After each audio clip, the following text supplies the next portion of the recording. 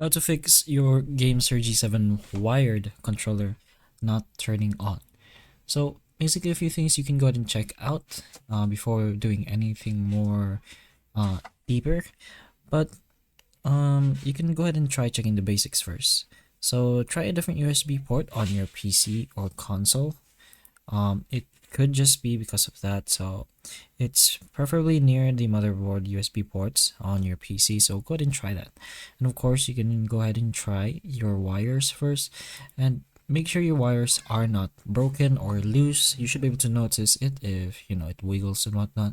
If it does, you can go ahead and try using a different wire, as long as it's a USB to type C kind of wire.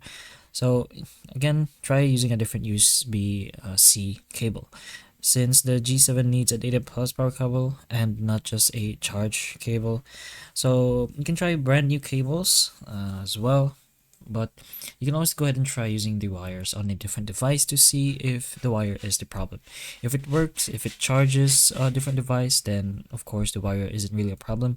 So you can go ahead and try something else, which is making sure it's on the right mode. On the controller, it pretty much depends on what mode you are, but it's pretty much better if you are on the X input, which is basically the Xbox mode.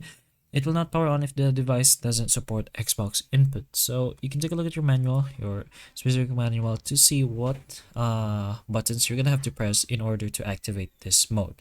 So if you're on your PC, you can plug it in, wait for 5 to 10 seconds, press the Xbox or home button once, and the Windows should auto-detect it. And finally, you can go ahead and try resetting the controller. So unplug the controller from your PC, and then you're gonna have to hold the home button or the menu button for around 10 to 15 seconds.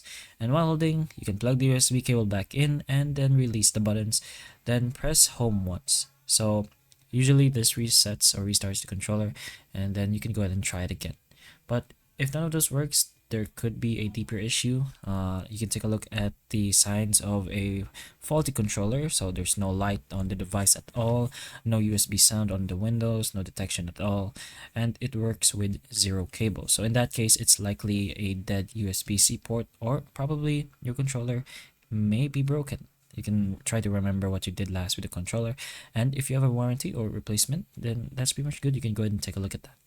But those are a few things you can put in mind to fix your GameSir G7 wired controller that isn't turning on. So hopefully the information of this video can help you, and if it can, please like and subscribe for more videos like this, and that's all.